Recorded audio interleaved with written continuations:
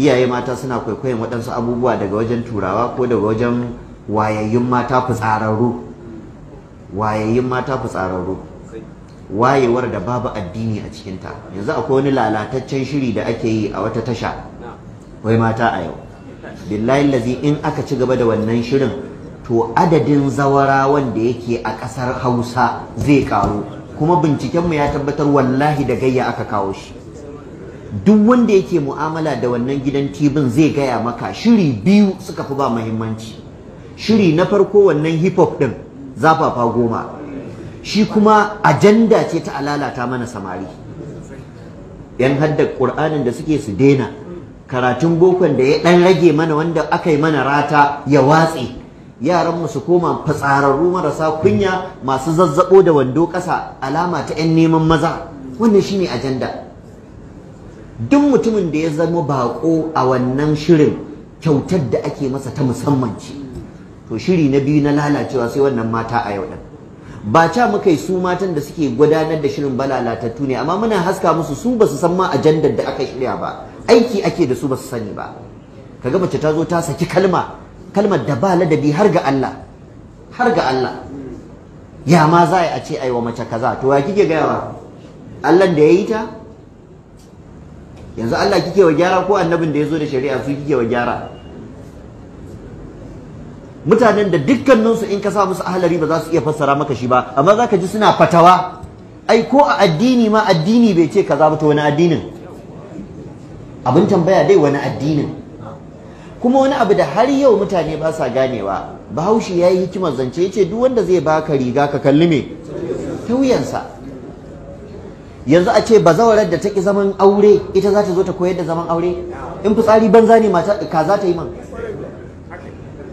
Ko kuma rikakkiyar budurwar da bata samu mijin ba, ballantana ma ta shiga ta san duniyar, ita yanzu za ta zo ta koyar da aure? Ko kuma tsohuwar da bata san mutuncin kanta da kimar kanta ba, kina tsohuwa ai shekara kaza ki fito kibi da jambaki da jagira, wai kina waskane, wai ki zaki koyar da zaman aure? A ba dai irin wannan ba. To amma wani irin zaman auren zaki koyar shine abin tambaya. Ko shakka babu akwai matan da suka cancanta su koyar da zaman aure, suna nan a gidaje, dattawa wanda suka gajiya suka ga yau. Macen da zaka ji an ce shekararta 40 a gidan miji bata taba yaji ba, shekararta 50, kuma har yanzu wallahi akwai su. Wallahi ko sati biyu ba ai ba, wata baiwa Allah ta kira ni ta ce yau shekarar mu 58 da mijina, 'ya'ya 11 muka haifa malam, amma 6 sun mutu, 5 suka rage mana, yanzu ma 1 ce cikin 5 din ta mutu. Akan rabon gadon ta take min tambaya. To kaga irin waɗannan su ya kamata a kawo su rayuwar aure. Shekara 58, kaga kaddara a shekara 10 aka yi mata aure, yanzu a ce tana da shekara 60 da nawa 8. Ai kaga wannan ta mori aure, kuma tana da abin faɗa a aure. Sannan wacce za ta karantar da aure a ƙasar Hausa ya kamata ta san al'adar Bahaushe. Ba wata al'umma da za ta saki al'adarta ta kama ta wani kuma ka ce rayuwarta za ta yi kyau. Al'ada aba ce mai matuƙar muhimmanci in bata ci karo da addini ba.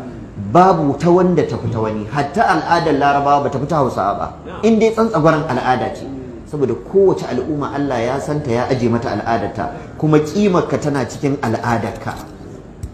Ba yadda za ka yi kai kima ka saki al'adarka ka tafi kwaikwayo, wallahi ba za ka yi kima ba za ka yi daraja ba, saboda abin bai dace da kai ba.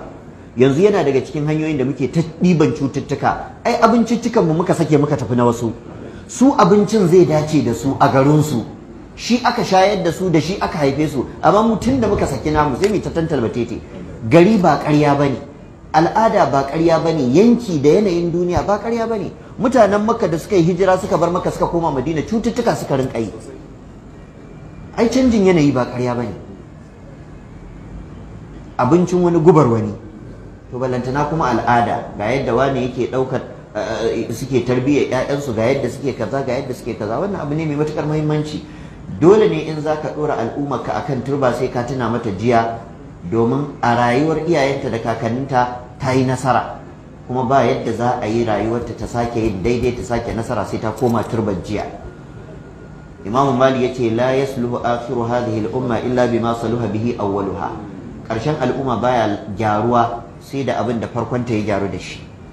Ya al'adar malam Bahaushe yake, ya yake wajen tarbiya, ya yake wajen zumunci, ya yake wajen zaman kishiya da kishiya, ya yake wajen zaman makoci da makoci, ya yake wajen zaman wa da ƙani. To in Hausawa suka koma asalinsu sai al'amuransu su gyaru. Duk wanda kaga al'amuransa sun taɓarɓare ya bar gida, kowa ya bar gida, gida ya bar shi. Allah maɗaukin sarki ya sa mu dace, Allah maɗaukin sarki ya gyara.